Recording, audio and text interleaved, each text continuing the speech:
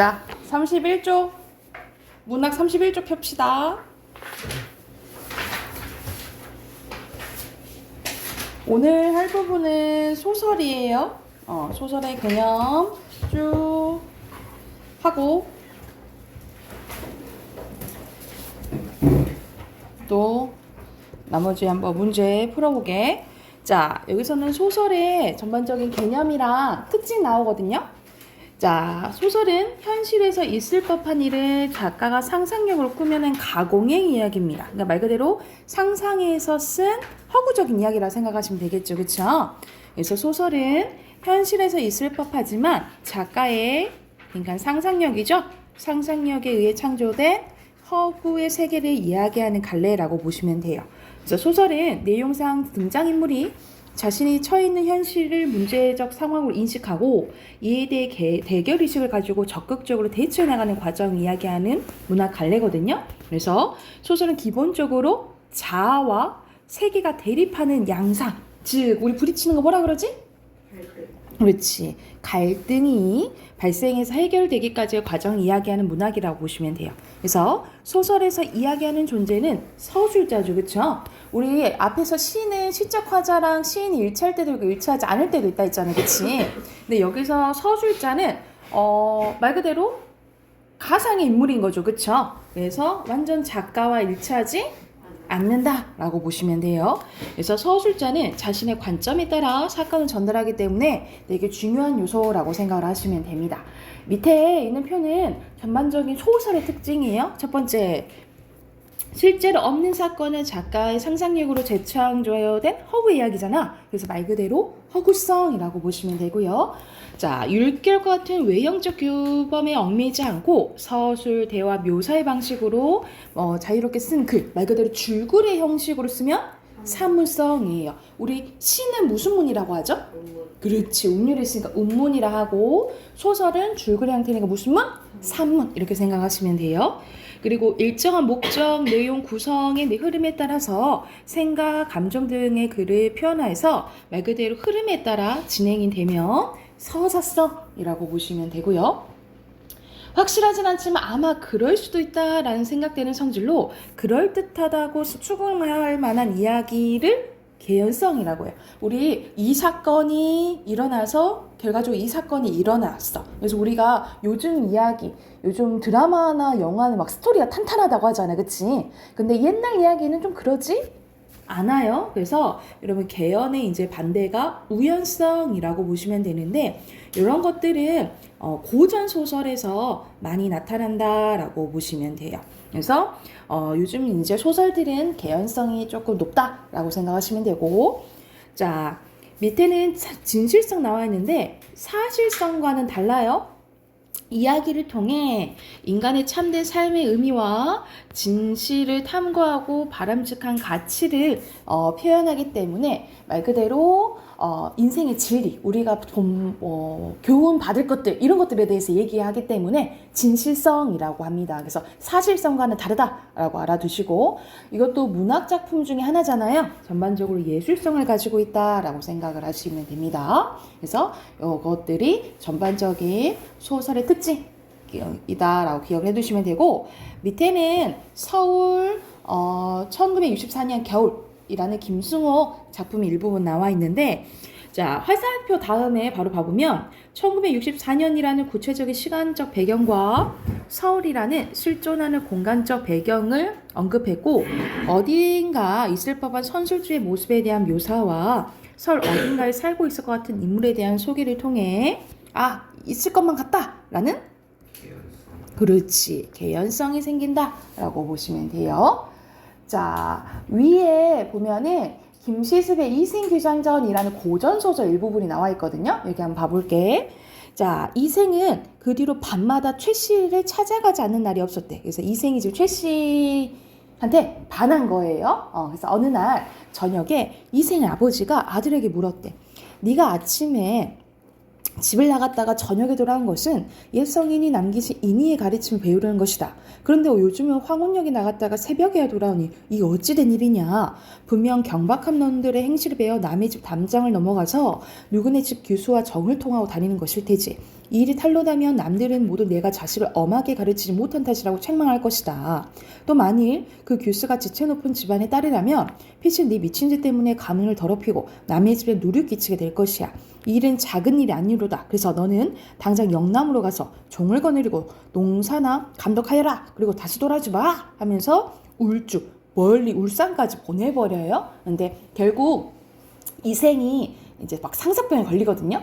그래가지고 결국 최 씨랑 이루어지게 되는데 여기 부분은 최 씨를 찾아가지 않는 날이 없었다라는 것을 통해서 이생과 최 씨의 만남이 반복되고 있다라는 걸 알 수 있고, 이는 이생 부친이 아들의 행동을 못마땅하게 생각해서 결국 쫓아내는 사건까지 이어지게 되잖아, 그치? 그래서 여기서는 그 소설에서 나온 단어 쓰는 거야. 그래서 5번에는 밤마다 쓰시면 됩니다. 밤마다는 이생과 최 씨의 만남이 반복됨을 드러내는 한편 이생이 집에서 쫓겨나는 사건에 개연성을 부여하는 역할을 한다라고 보시면 돼요. 그래서 이 소설은 이생과 최 씨의 지극한 사랑과 절의에 대한 내용이라고 보시면 되고요.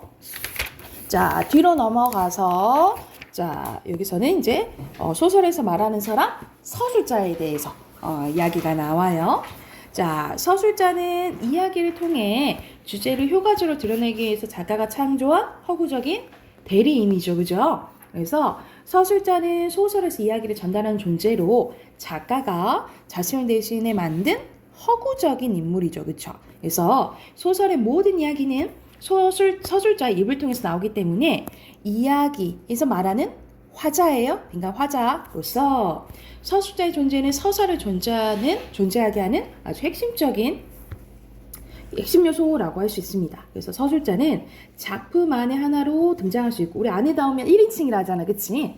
작품 밖에 위치하여 작품의 내용을 전달해 줄 수도 있습니다. 그래서 그럴 때는 이제 3인칭이죠. 그래서 서술자의 위치와 서술자의 태도에 따라서 시점이 나뉘고요. 서술자가 사건에 개입하는 정도가 달라진다라고 보시면 돼요. 말 그대로 서술자가 모든 것을 다 알아. 그러면 개입하는 정도가 커지겠죠, 그렇죠? 근데 그렇게 잘 알지 못하면 개입하는 정도가 작다라고 생각을 하시면 돼요. 자, 밑에는 4번 빈칸 박 넣으시면 되고요. 오른쪽에 있는 소설 봐볼게. 박완서의 배반의 여름이라는 소설입니다. 일부분 보면요. 아버지는 내 손목을 잡고 풀장에 있는 데로 갔다. 아버지와 같이라면 풀도 조금은 덜 무서웠는데 아버지가 풀가루 걷고 나는 안쪽으로 걸으면서도 겁이 나서 아버지께 꼭 매달렸대. 그런데 벼랑과 내 몸이 공중을 붕 떴대. 나는 비명을 지르면서 아버지에게 엉겨붙었다. 그러나 아버지는 나를 가볍게 털어냈다. 나는 물속으로 조약돌처럼 풍덩 빠지며 낄낄낄 하는 아버지의 웃음소리를 들었는데 순간 나는 아버지가 나를 물에 빠뜨려 죽이려 했구나 라는 생각을 했대. 왜냐면 아버지는 나보다 죽은 누이 동생을 더 사랑했고, 그래서 내가 살아남는 게 미워서 나도 누이 동생한테 물에 빠져 죽길 바랄 수 있다라고 그때 순간에 생각했다라는 거야.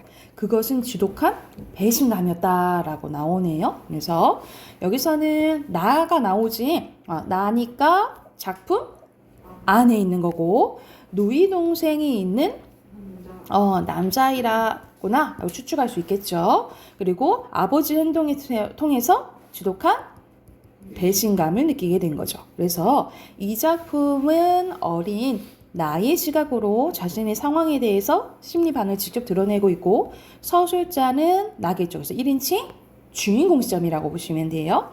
자, 그래서 여기선 소설 주제는 소년의 성숙에 대해서 이야기한 거고요. 이어서 시점 바로 가볼게. 우리 시점은 다 알잖아, 그치? 4개 있는 거.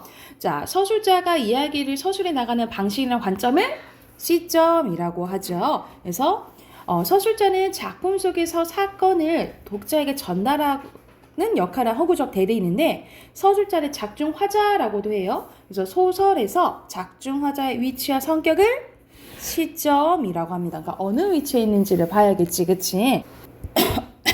자, 그래서 작품 여기서는 여러분 우리 아니까 바로 빈칸 넣을게요. 1인칭 주인공 시점, 1인칭 관찰자 시점 있고 3인칭 전지적 작가 시점, 작가 관찰자 시점이죠. 자, 이 부분 나오니까 바로 밑으로 갈게. 서술자는 작중 인물과 독자 사이에서 이야기하는 존재이기 때문에 작중 인물이나 그리고 독자와 서술자의 관계에 따라서 그들 사이의 심리적 거리가 달라질 수 있어요. 우리 이거 일단락에서 했었잖아, 그치? 기억나지? 기억 안 나요? 나죠? 이것을 우리 이거 삼각형 포로 했잖아. 그래서 만약 서술자가 있으면 인물과 독자의 거리 했었죠, 그쵸? 그래서 이렇게 삼각형으로 했었잖아, 그치? 그래서 뭐랑 같냐면 1인칭 주인공 시점이랑 전지 작가 시점이랑 같고 1인칭 관찰자 시점이랑 3인칭 관찰자 시점이랑 같아요. 보면 먼저 1인칭 주인공 시점이랑 전지 작가 시점을 생각을 해보죠, 여러분.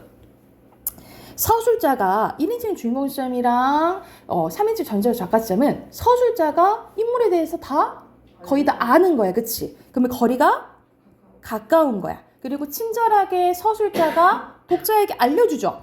그러면 거리가 가까운 거야. 그러면 서술자가 독자에게 인물에 대해서 다 얘기를 해주잖아. 그러면 독자는 인물에 대해서 궁금해? 아니야, 다 얘기를 해주는 거야. 그러니까 관심 별로 없지, 그치? 그러니까 거리가 멀다라고 생각하시면 돼요. 이해됐나요? 근데 1인칭 관찰자 시점이랑 3인칭 관찰자 시점은 반대야. 서술자가 인물에 대해서 독자에게 다 친절하게 설명해주지 않아요. 그러니까 멀고 그럼 독자는 인물에 대해서 궁금하겠지. 그렇게 궁금해하면 거리가 가깝다라고 보는 거예요. 이해됐나요? 그래서 자 여기서는 이렇게 맞죠? 가깝고 나머지는 멀고 이렇게 생각하시면 되겠죠. 그래서 여기서는 어떻게 나왔냐면 서술자랑 인물 나왔고 서술자랑 독자 나왔네. 그러면 여기서 추가적으로 인물과 뭐 쓰면 돼? 독자의 거리 쓰면 되겠죠. 1인칭 주인공 시점은 멀죠. 가깝고 멀고 가깝죠. 이렇게 생각하면 되겠지, 그치? 이렇게 생각하시면 되겠죠? 통일하게 가깝다라고 써야겠다. 자, 다시 여러분, 만약 전지적 작가 시점이야? 그러면은 인물과 서술자의 관계가 어때요? 인물과 서술자요? 1인칭 아니 그러니까 전지적 작가 시점이야. 진짜. 그러면 인물과 서술자의 관계가 어떠냐고? 가깝죠. 이런 식으로 기억한다고? 1인칭 관찰자 시점이요. 그러면 인물과 독자 간의 관계가 어때? 인물과 독자의 관계는 궁금해야 되니까 가깝겠죠. 다시 가깝죠? 그치? 이렇게 생각을 하시면 돼요. 그래서 1인칭 주인공 시점이랑 전지적 작가 시점을 같고 1인칭 관찰자 시점이랑 작가 관찰자 시점이랑 같다 이렇게 생각을 하시면 돼요. 밑에는 서술자 나에 의한 서술 방법과 효과입니다.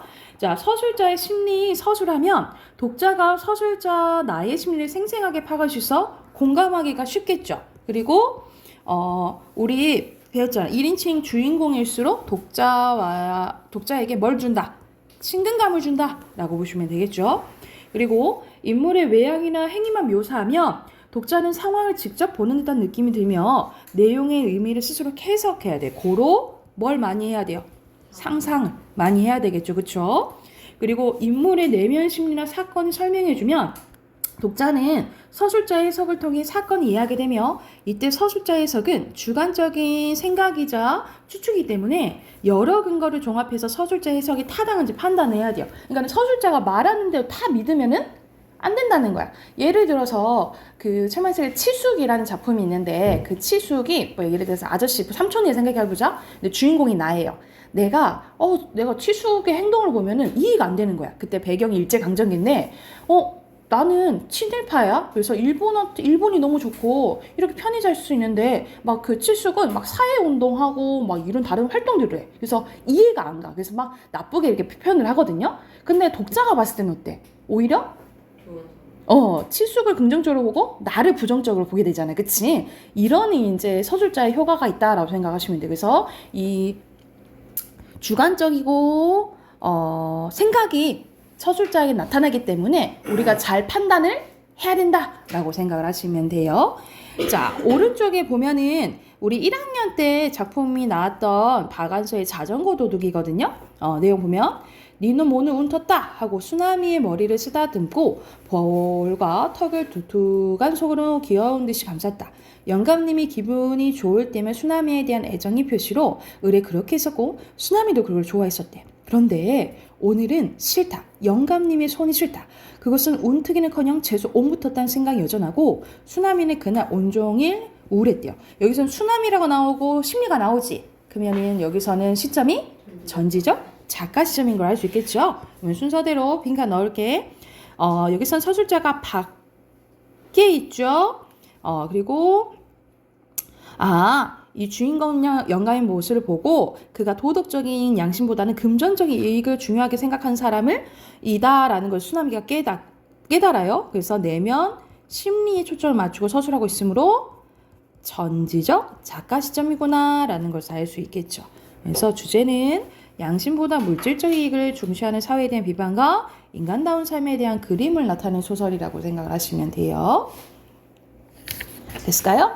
우리 한쪽 더 해볼게요. 34쪽. 자, 34쪽 보면은 우리가 문체입니다. 우리가 문체는 글에서 나타나는 스타일 뭐 이렇게 생각을 하시면 되는데 우리가 특히 이 문체를 통해서 작가만의 개성이 많이 나타나요. 여러분은 지금 막 친구들끼리 막 편지를 많이 주고받거나 막 그러진 않잖아. 대신 뭐 카톡을 많이 하죠. 우리 카톡을 해서도 그 사람의 말투랑 어떤 이제 쓰는 스타일을 알잖아, 그치? 그런 걸 통해서 우리가 이건 누가 예를 들어서 민준이가 쓴 것 같네, 이건 지우가 쓴 것 같네라고 알 수가 있어요, 그치? 그래서 이 작가도 마찬가지예요. 이거는 어떤 작가가 쓴 거구나. 라고 알 수 있도록 작가의 이제 개성이 드러나는 게 문체라고 생각을 하시면 됩니다. 그래서 말 그대로 문장의 종류나 글씨에 따라서 문장에 드러나는 개성적인 특색을 문체라고 하는데, 자, 문체나 어조는 작가가 작품에서 빈칸 언어입니다. 언어를 사용하는 자신만의 고유한 방식을 말하는데요. 문체나 어조는 주제를 효과적으로 드러내기 위해서 위한 개성적 언어 표현을 일컫는 말이며 문학작품의 개성과 독창성을 형성한 요소가 된다라고 보시면 됩니다. 작가는 작품을 통해 이야기하고 싶은 사상이나 감정 등의 주제의식을 효과적으로 드러내기 위해서 자신만의 개성적인 표현 방식을 구사하는데 이 문체를 드러내는 게 이 세 가지예요. 서술, 대화, 묘사예요. 여러분 우리 소설의 3요소 알잖아. 소설의 3요소가 뭐야? 저거 아니에요? 소설의 3요소. 소설에서 하는 거예요? 응. 주인공. 주제. 나 말하는 줄 알았어. 주제. 문체.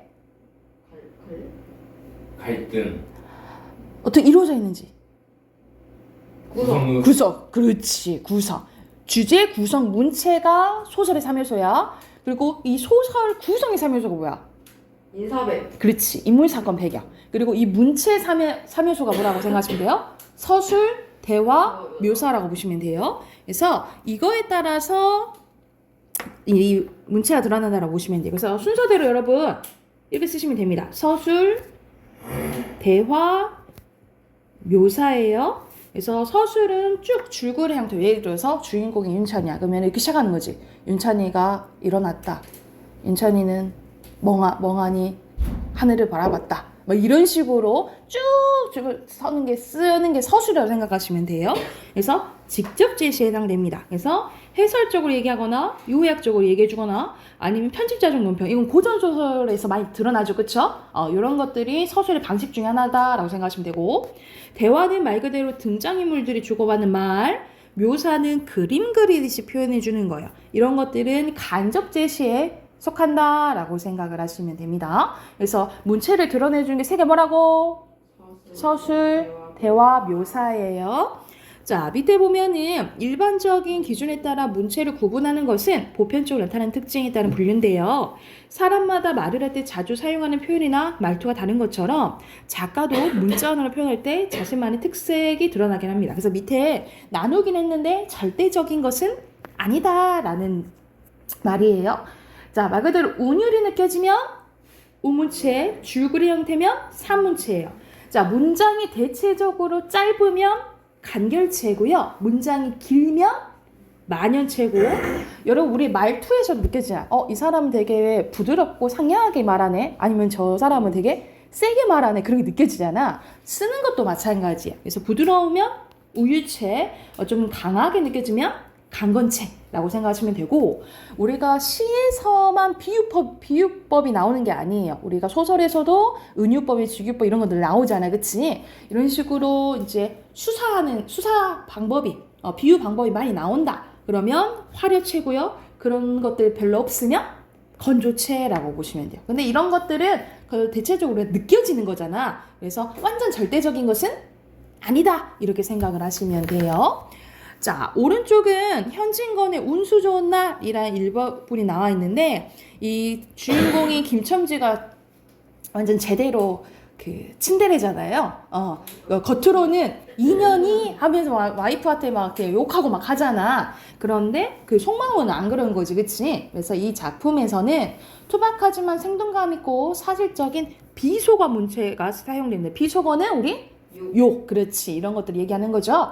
이러한 문체는 김첨지라는 인물의 성격, 그리고 1920년대라는 시대적 배경, 일제강점기를 살아가는 빈칸의 하층민입니다. 하층민의 비참한 삶이라는 주제의식 등과 어울려져서 이렇게 비속어가 나오면 좀 사실성이 높아진다라고 보시면 돼요. 사실성, 좀 현장감을 조금 높여준다라고 생각을 하시면 됩니다. 그래서 여기서는 일제강점기 하층민의 비극적인 삶. 그래서 운수 좋은 날이었지만 사실은 운수가 제일 안 좋은 날이었던 거죠. 그래서 대표적인 제목에 반어법이 들어간 소설이라고 보시면 돼요. 여기까지 됐을까요? 여기서 오늘 이제 소설의 전반적인 특징 했어요. 그래서 우리 35쪽 항상 선생님이 이때 이제 일요일날 숙제 내준다 했지. 41쪽. 여러분 41쪽 체크. 41쪽까지 꼭 풀어오세요. 아셨죠? 앞에 복습하시면서 체크하셨나요? 자, 독서 꺼내봅시다. 물 한 번만. 네. 독서 34쪽이에요. 자, 34쪽, 독서 34쪽 가볼게요. 민준이 고개 들고. 자, 여기서는 어제에 이어서 설명 방법에 대해서 나옵니다. 어제는 이제 정의, 예시, 분석 구분했었죠, 그쵸? 자, 여기서 나온 것은 첫 번째 비교입니다. 비교는 둘 이상의 대상을 견주어 우리 공통점을 얘기하는 거죠. 우리 국어에서는 비교 나오면 공통점이에요, 유사점이나. 그리고 그에 대해 반대로 대조는 둘 이상 대상이 뭐 얘기하는 거야? 차이점에 대해서 얘기하는 거죠. 그리고 3번 유추가 나와 있네요. 우리 유추는 사실 논증 방식 중에 하나긴 하잖아요. 그치? 같은 종류나 비슷한 것을 기초로 다른 사물의 빈칸은 특징입니다. 특징을 미뤄 추측하는 설명 방법 중에 하나죠. 그래서 원래는 우리가 이거의 귀납 중에 하나긴 해요. 그래서 A가 이러니까 B도 비슷하니까 B도 이럴 거야 라고 얘기를 하는 거지. 그치? 그래서 두 대상의 공통점을 가지고 A도 이러니까 B도 이럴 거야 라고 추측하는 것을 뭐라고 해요? 유추라고 하죠. 그래서 유추는 뭐의 줄임말이라 했지? 유비추리의 비슷한 말이라고 했죠. 그쵸? 그래서 여기서는 간단하게 이렇게 세 가지 나왔네요. 그러면 오른쪽 바로 해볼까요? 자, 첫 번째 혀로 소금의 짠맛을 느끼는 건 인상이고 떠올리는 것은 관념이래. 여기서는 대조. 여기선 대조예요. 오케이, 대조.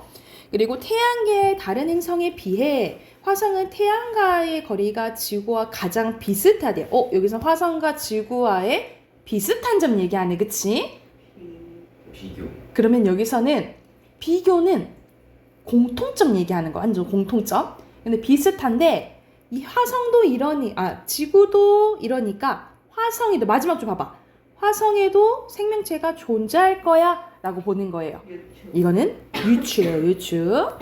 그리고 3번 자, 여기 나오네. 봐봐. 맹자는 공자 마찬가지로 나오잖아. 비교죠. 그쵸?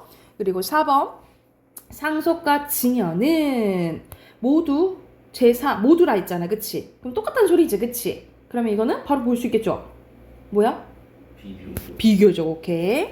그리고 5번. 에피쿠로스는 원자들의 수직낙하 운동이라는 법칙에서 벗어나기도 하여 비스듬히 떨어지고 충돌해서 튕겨나가는 우연적인 운동을 한다고 본다 했다. 그리고 우주는 이러한 원자들에 의해서 이루어졌으므로 우주 역시 우연의 산물이다 라는 거야. 아하. 얘도 이러니까 얘도 이런 거야. 이게 대표적인 유추예요. 자, 고주파는 직진성이 강하고 강한 물체에도 반사파가 잘 생기며 물에 흡수되는 양이 많아 수중에서의 도달거리가 짧다. 반면에 나왔잖아. 반면이면 그렇지. 대조죠. 자, 7번 가볼게요. 자, 각각 설명 방법 수래. 포토리소그래피는 반도체 기판의 패턴을 형성하는 기술을 의미한대. 이거는 뭐예요? 설명 방법이? 오케이. 정의 쓰면 되겠죠. 니은 봐볼게. 하나의 원판은 조각화를 이용하여 만드는데 비해 나왔잖아. 비해. 그렇지. 대조. 그러니까 이런 말들을 통해서, 이런 표절들을 통해서 설명 방법을 추측하시면 돼요. 8번 바로 가볼게요. 주의와 정약응용 모두 이렇게 나왔잖아. 그리고는 공통점이니까 비교. 그리고 주인은 개인의 마음을 어떻게 수양하여 도덕적 완성에 이를까에 관심을 둔 반면에 나왔잖아. 대조죠. 이랬을까요? 바로바로 할 수 있겠지. 자, 밑에 봐볼게요. 마지막. 자, 팝아트는 주로 대상의 현실성을 추구하지만 하이퍼 리얼리즘은 대상의 현실성뿐만 아니라 트럼프레유 흐름을 이어 표현의 사실성도 추구한대요. 그러니까 대상 현실성뿐만 아니라 표현의 사실성도 추구한다는 거지. 팝아트는 대상의 정확한 재현보다는 대중과 쉽게 소통할 수 있는 인쇄 매체를 주로 활용하는 반면에 하이퍼리얼리즘은 새로운 재료나 기계적인 방식을 적극 사용하여 대상에 정확히 재현하는 방법을 추구한대요. 그래서 여기서는 거의 대조가 나와 있지, 그치? 근데 공통점은 뭐야? 그렇지. 현실성을, 주로 현실성을 추구하지만 차이점은 뭘 활용한다 했어? 인쇄 매체. 그리고 하이퍼 리얼리즘 팝아트보다는 사실성을 추구하고 새로운 재료나 기계적인 방식을 사용한다 했죠. 됐을까요? 그러면 뒤로 넘어가서 문제 풀어야겠죠? 36, 37 문제 풀어봅시다. 이게 워크북 있어요? 워크북에 있었던, 아니, 1달러 워크북에 있었던 지문이거든요. 근데 여러분 했는지 안 했는지 기억이 안 나네. 자, 답 확인해 볼게요. 자, 여기서는 화재에 대해서 딱 표시가 돼 있지. 현대 개체화 현상에 대해서 얘기하는 거고요. 이 문단에서 개체화에 대해서 백과 바우먼의 견해가 일치하는 거를 쓰래. 얘네들의 공통적인 것은 뭐냐면, 자, 여기서는 20세기 중반 이후 그만큼 뭐 했다? 개체화 현상이 달라졌다라는 거를 쓰시면 됩니다. 그래서 어떻게 쓰시면 되냐면 20세기 중반 이후 달라진 개체화 현상, 뭐 개체화의 양상 이렇게 쓰시면 돼요. 쌤 써줄게. 20세기 중반 이후 달라진 개체화의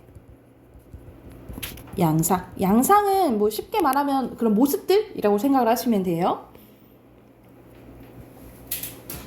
3문단에서 자, 백의 관점을 요약한 거야. 현대사회를 뭐라 부른다 했지?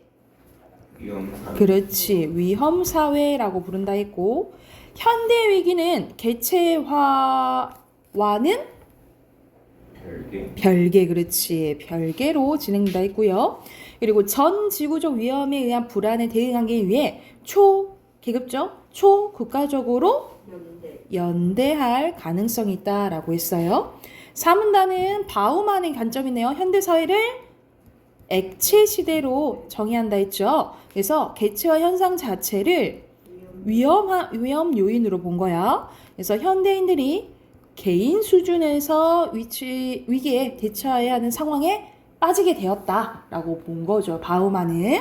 그럼 여기서는 백과 바우만의 말 그대로 딱 차이점이 나오잖아. 개차 현상에 대한, 그치? 그러면 1번에 3번이고요. 그리고 2번이 알맞지 않은 것은 2번인데 여러분 국가 통제력 강화, 개인의 자율성 약화 이런 말이 어디에 있냐면 여러분 이 문단 가봐봐. 자, 이 문단에 보면은 어떻게 나와 있어요? 개인에 대한 여기 봐봐. 개인에 대한 국가의 통제력이 약화되었대. 근데 여기서는 통제를 강화된다 했어? 아니요. 안 된다 했잖아. 그치? 그리고 개인의 자율성 약화는 나와 있지도 않죠. 그쵸? 그래서 2번이에요. 그리고 3번에 알맞지 않은 것은 여기서는 언뜻 보면 다 맞는 말 같은데 알맞지 않은 것은 3번인데 자, 여기서 아까 전에 윤찬이가 비관 쪽 물어봤잖아. 그치? 인간관계의 유연한 확장 가능성을 비관 쪽으로 보는 거는 니은만 그렇게 보는 거예요. 기억은 그렇게 보는 거 아니야. 그래서 3번이라고 보시면 되고 자, 4번에는 1번입니다. 아, 찍을 걸. 아이 진짜. 아, 3번이 없었는데. 이렇게 보시면 되고 우리 문법 얼른 꺼내볼게요. 문법도예요. 네. 42분인데 네, 시간이 많이 남았어요. 자, 96쪽 갑니다. 이거 빨리 끝났으면 좋겠어요. 달라기 싫어요. 96쪽. 선생님 오늘 딱 한 장만 할게. 한 장만 할게. 96쪽 가볼게. 96쪽. 그게 없어요. 자, 여기서 나오는 높임 표현입니다. 높임 표현은 말하는 이가 어떤 대상에 대해서 높고 낮은 정도를 얘기하는 거. 우리 높임 표현하면 높이는 것만 생각하는데 낮추는 것도 포함되어 있어요. 왜 그러냐면 상대 높임 때문에 그래. 우리가 반말하잖아. 그치? 반말하는 건 낮추는 것도 있기 때문에 높임 표현은 높고 낮은 정도에 따라서 나눈 거라고 생각하시면 돼요. 그리고 기준 동그라미 높임의 대상입니다. 높임의 대상에 따라서 상대 높임법, 주체 높임법, 객체 높임법으로 나뉘어져요. 그러니까 총 3가지라고 생각하시면 됩니다. 상대 높임법은 말 그대로 상대방, 청자를 높이거나 낮추는 거고요. 주체는 주어 높이는 거, 객체는 우리 목적어나 부사어 높이는 거라고 보시면 돼요. 이렇게 3가지가 있는데 먼저 상대 높이법이 나와 있네요. 상대 높이법은 화자가 청자를 높이거나 낮추는 방법이라고 생각을 하시면 돼요. 그래서 크게 격식체와 비격식체로 나뉘어지거든요. 여러분 우리 격식체는 격식 차린다 들어봤지, 그치? 말 그대로 공식적인 상황이거나 친하지 않을 때 사용하는 게 격식체고요. 반대로 비격식체는 공식적인 상황이 아니거나 심리적으로 친밀할 때 쓰는 게 비격식체라고 보시면 돼요. 그런데 이제 말투가 격식체에서 4개, 비격식체가 2개 있거든요.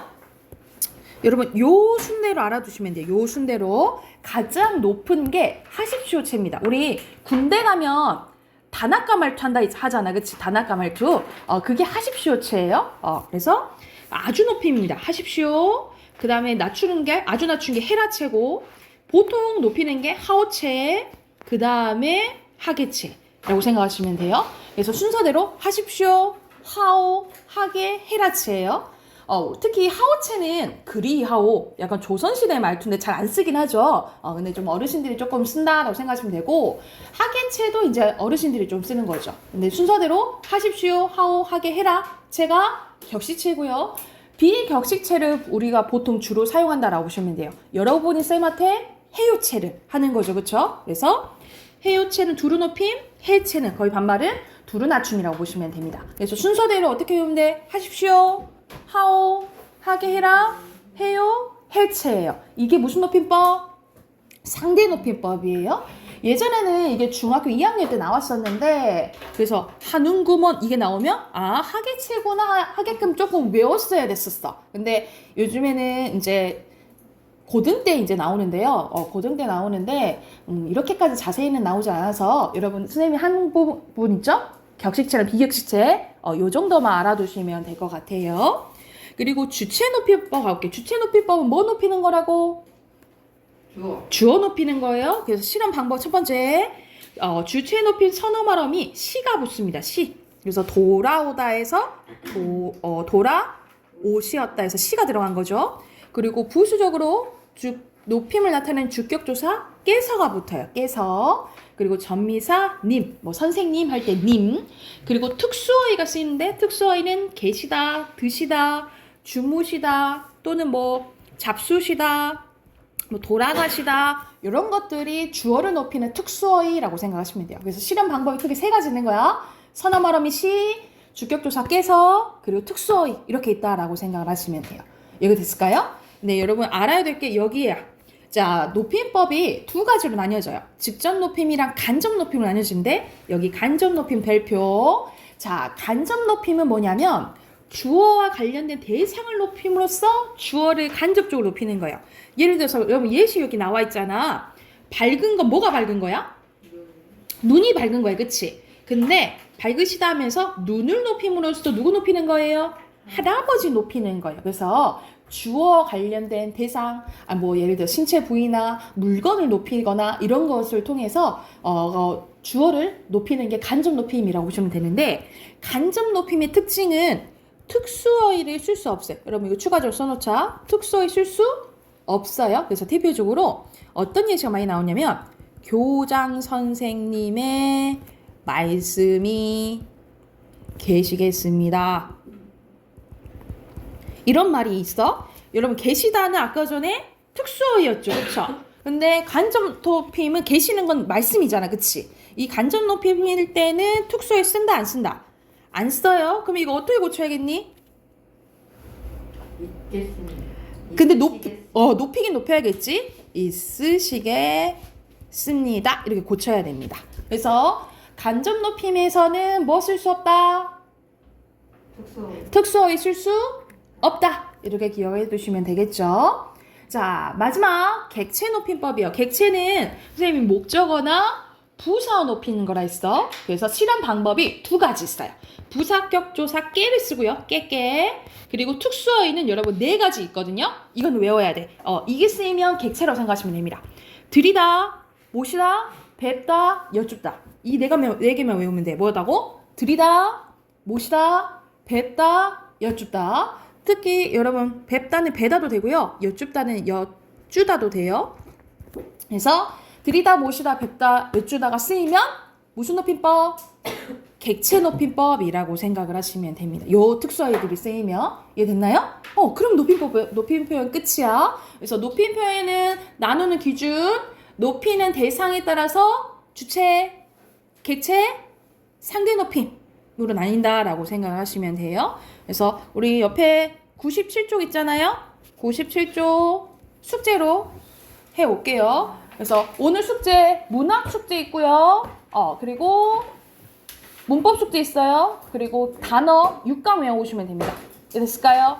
여러분 반복하면서 복습하면서 문제 풀어오세요.